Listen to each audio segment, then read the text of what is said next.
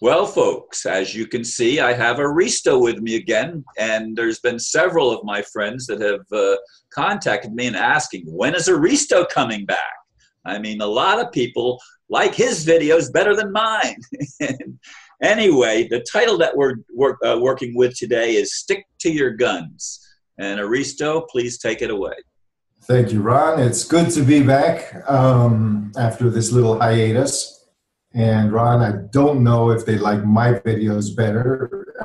It always seems that the viewership was a lot less. Sometimes it falls into this crazy number of 301 views or 101 views, which may actually be the algorithm for YouTube doing it. A lot of people have complained that YouTube targets them. If they speak along certain topics, they will either have their videos removed, or more than likely what will happen is that they shuffle you at the bottom of the stack. So, well, I had one of my videos removed. Yes. And of course, the point is that, look, YouTube is a free service. No matter what it is, no matter how cool and how many opportunities, that's the tactic. Somebody comes and sugar daddies you. They expect, they're doing it for a reason. They want your information. You are also a statistic for them because they want, in my honest opinion, experiments are being conducted in human behavior for specific reasons in order to initiate a certain socially engineered dynamic that keeps resource consumption to a minimum, which means humans cannot afford the masses, are best kept docile.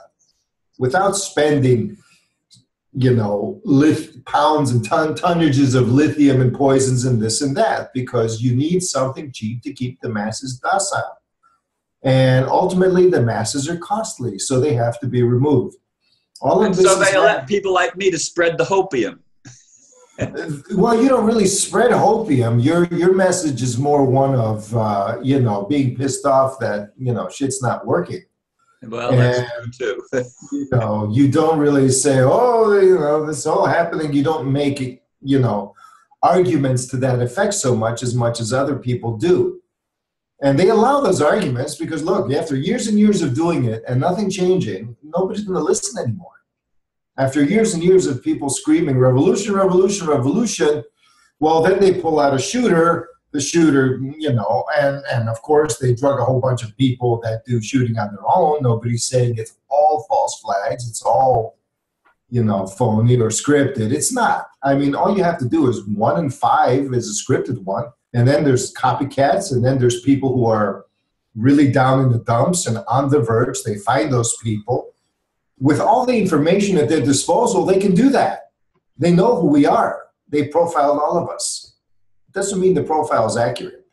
So why do I say stick to your guns here? I say, well, first of all, it's a pun on the modern big argument against the Second Amendment in the United States. And in most of the world, there is no Second Amendment, True. But the point is that the guns are not just firearms. They are your spiritual guns, your moral guns, your ethical guns. See, I used to be basically down on religion because for obvious historical reasons, but really thinking about it, it's better the devil you know than the devil you don't, because the new devil is an upgraded one. The old devil basically is passé. He's old. He can't really hurt us anymore. We know his tricks, so to speak, and we can work around them, and we can actually use them. He's like the old pervert grandpa that everybody's forgiven or something, if that is even possible. So, but the new devil is a younger, sprightlier, more savvy, more dangerous one, and it is far better to keep your old traditions. That's why I'm okay with conservatism these days. In the past, I wasn't. Because conservatism was, everything they say it is, everything they criticize about it is true. It's bigotry. It establishes bigotry. It establishes hatred.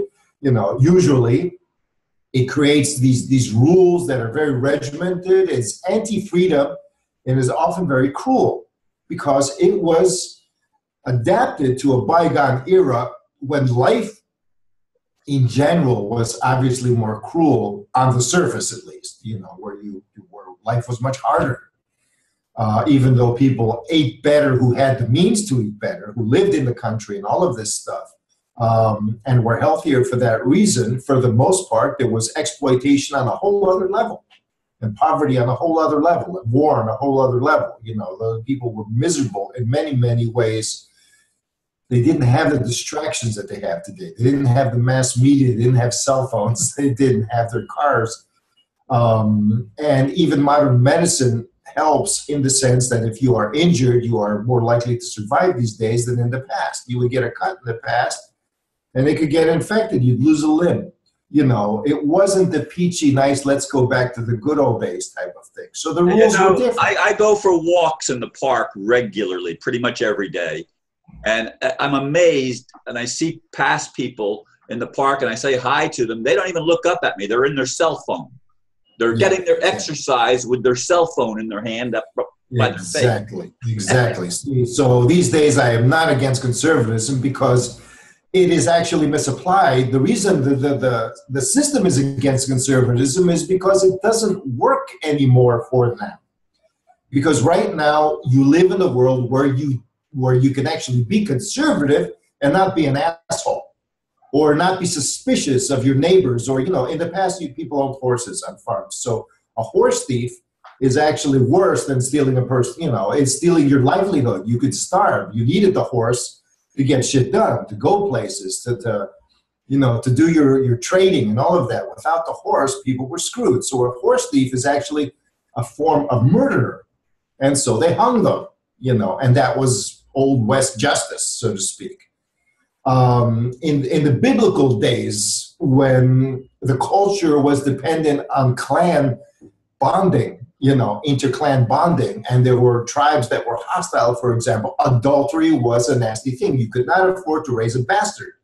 A bastard could find out who their real father was from some other village, from some other clan, and call them in and say, okay, you're now my extended family. You come in and let's enslave mama's side of the family.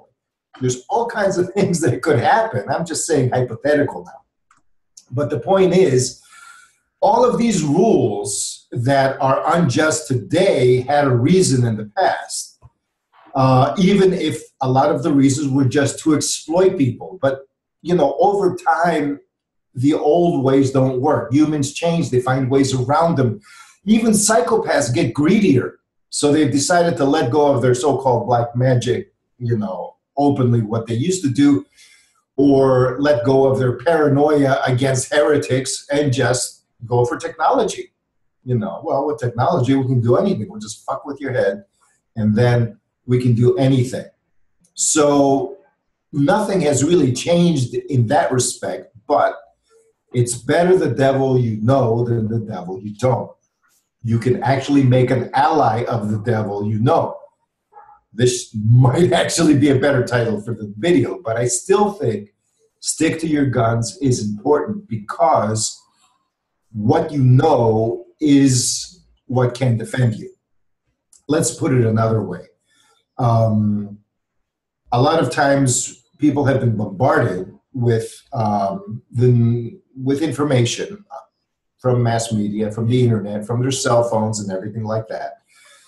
So this bombardment of information, once the PSYOPs have escalated, in my opinion, since 2012, 2013, and there's been a lot more intensity against alternative thinking, a lot more shills have come in. Those who were actually controlled opposition got more active in doing controlled opposition rather than drawing in those who potentially wanted an alternative, way of interpreting things.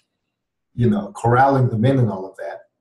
In my case, I now have to screen all of my friend requests, because so many of them are, I go to their Facebook page, and if they have no content, they're gone. I don't let people with no content on their page. Well, it's counterintuitive a little bit. You don't just make friends with everybody who says, I want to be your friend, and you don't even know what you look like. We all used to, it used to be a naive type way of thinking, I think.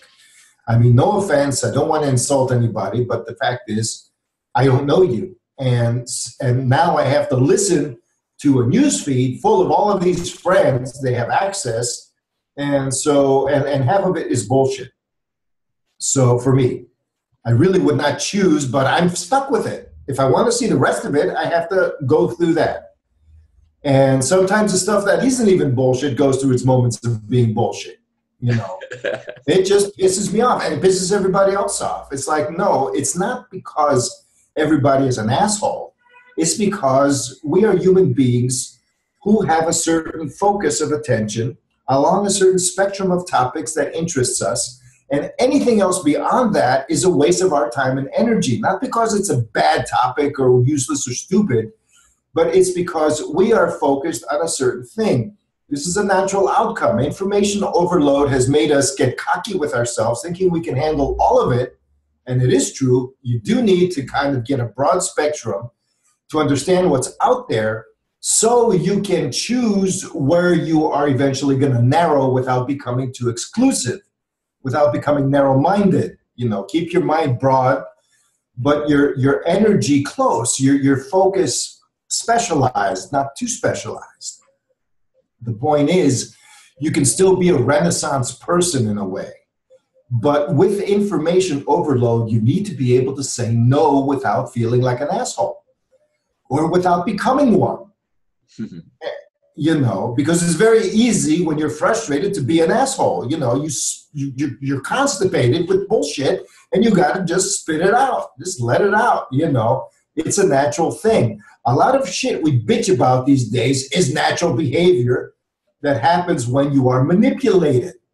All of it, you know. And you have a bunch of fanatics out there, just like in the past. When I went to the United States, I was amazed that such a so-called progressive country was full of Christian fundamentalists that are from the Middle Ages, you know. People, you know, they might wear, they might wear three-piece suits, but their ideas are from the Middle Ages. And it's like, what the hell, you know, how's this going on? Now those people are passé. You don't really hear much of except in small movements. They got replaced by a whole bunch of other fundamentalists, you know, gender fundamentalists, race fundamentalists, this fundamentalist. Just the bigotry isn't specialized anymore. It's democratic now. Now everybody's a bigot. And so it's cool when you have the choice of bigotry that the loudest, most insane voices approve of, because nobody wants to be bullied in the end. Nobody wants the bad label. So I say, fuck them. Stick to your guns and don't argue. You don't have to argue. Why argue with assholes? I mean, the thing is, it's not the fact that, you know, there are people out there who are paid to be assholes. There are people out there who love to be assholes. It's a big relief to shit on everybody else. You know, this is a fact. There's shills. There are shills. There are people, you know, who get paid. There are other people. There's this other thing that when somebody who craves attention realizes through observation what it takes to get attention. If YouTube, for example, has algorithms that reward certain things and punish certain things, a large number of people are going to go for the reward. So they're being trained. It doesn't have to be a conspiracy. The only thing you need is an algorithm. So when our life is full of algorithms of reward punishment mechanisms, we are trained like circus animals. So the question is, when you look in the mirror every day, do you want to be a circus animal? A freak show? Because in the end, you're going to be put down. That's the whole idea. So as a human being, my advice is stick to your guns, because that is what you know. I'm not saying that be stubborn, you know, and don't evolve your thoughts, don't change them. But for example, you, Ron, you have had a certain train of thought. It started out with a certain hopefulness, and you didn't want to let it go. So it became a certain hopium. And then you got slammed, and then it became desparium, you know, complete hopelessnessium, you know, a dark night of the soul that you're just maybe coming out of, you know, and you have certain grapes. So the idea is to say, okay, I have this hopium and I have this desparium. Can I somehow blend them together to express my message. And it's not a message that you shove down people's throats. It's your own exploration of how you navigate through life. You know, I had a meeting with a friend of mine, a longtime friend, actually, who has become an atheist. Just yesterday I had this conversation. Yeah. And this is a person who was connected with me through spiritual communities. I don't want to betray any trust that, you know. Yeah. But in any case, it was an interesting conversation, to say the least. So when did this person turn atheist? Had a lot of health challenges, and finally decided that her beliefs in God were no longer valid, and now she told me she belongs to a group that she wouldn't give me much information about the group. I think I've seen this person's stuff. It's on my newsfeed, actually, and I do respect this person a lot. The thing is, atheism is just as arbitrary as it's another religion. It is. I do believe so. It's not a religion. Religion means to bind. It binds us to ideas that don't serve us. Look, the problem is the hypocrisy of the atheist is that they claim they know there is no divinity or God or whatever. They claim they know when it's really a matter of faith. There is no proof. Well, she did say she was more of an agnostic than an atheist. That's the thing. That's different. See, that's the confusion. And I've become more of an agnostic from the other direction. There is no, you're not a heretic, actually, when you say, I don't fucking know. I mean, people of faith, they claim they don't know either. I believe, but I don't know. So actually, people of faith are agnostic. Agnostos means unknown in Greek. So everybody is really, if they're honest with themselves, they're an agnostic. Even I've had mystical experiences. I've had experiences that would blow people away, experiences that would cause other people, you too. I've had experiences that would cause other people to start cults. It's not my personality to do that kind of thing.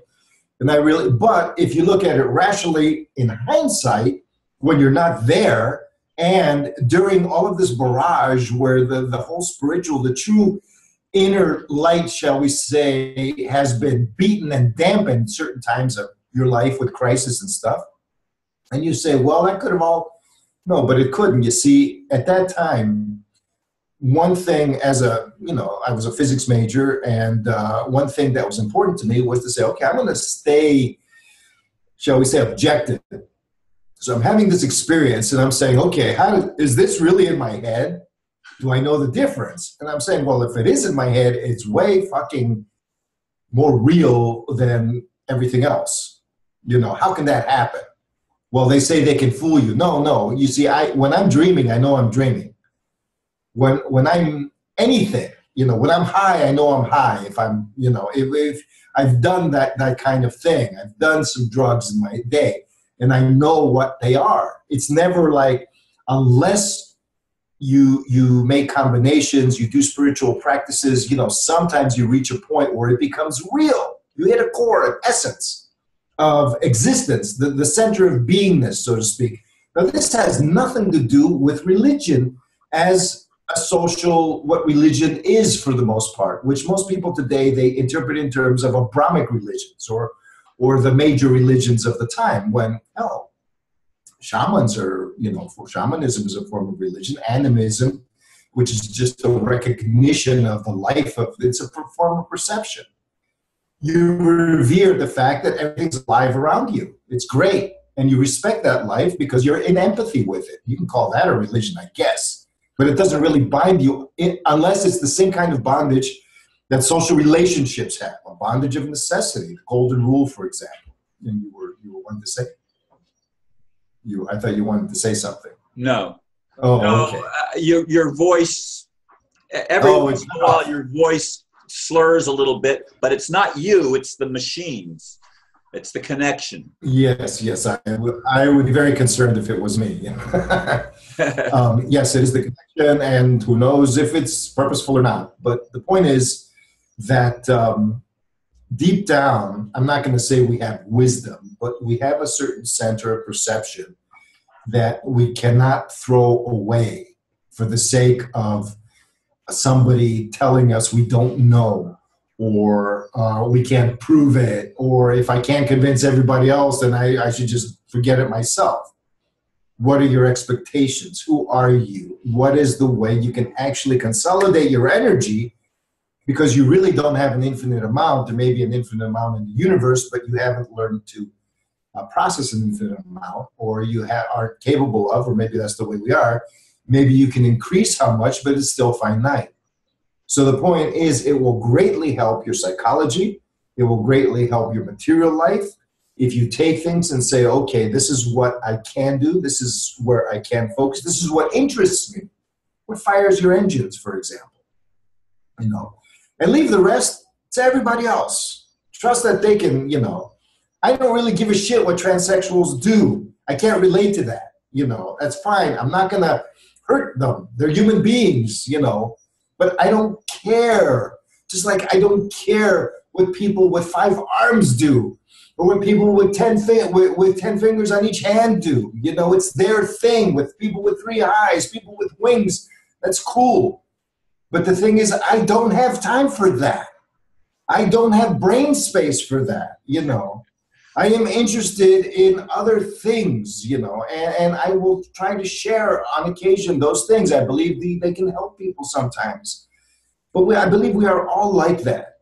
You know, people have families, for example. You are not expected to sacrifice your family for just because you need to expand everywhere else, you know, if you have a family.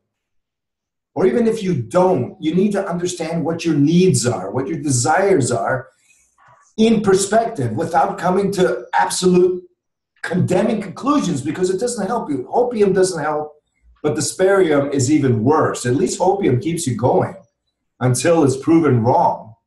You know, but the desparium stuff, now that is completely, you know, that's why I was always, you know, sometimes I would comment and I'd be frustrated when you have some videos and you're in ultimate seeming despair.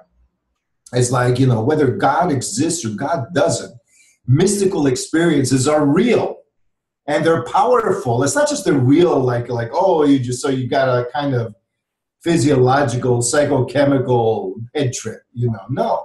I mean, they're powerful. They change lives. They don't just change behavior. They change the way you relate to the world. They affect other people. There's a whole power to them that is not explainable by some stupid mental algorithm or materialist ideals. So you can be an atheist, but it doesn't mean that you have to be a materialist. They can be mutually exclusive, because if you recognize that the world's alive, so there is no personified ruler or great architect in that sense, but maybe it's more organic than that. That would make more sense. I would say that nature is a reflection. If God exists, nature is a reflection, not our technology. Well, you know, some atheists, to me, through my personal experience over my life, actually are more loving and kind to people in general. And this person that I had the meeting with yesterday, I mean, helps a lot of people, and people speak very well of her. So she has a very good vibe, even though she's rejected the religionist idea that there's a creator God. So a creator God doesn't mean it's like some people go, oh yeah, I'm atheist, there's no God, it's all just random and meaningless.